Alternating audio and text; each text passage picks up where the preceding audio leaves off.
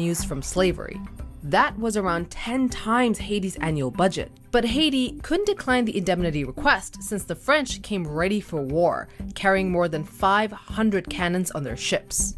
Articles from that period show that the French king knew the Haitian government wouldn't be able to repay the debt, which decimated Haiti's economy.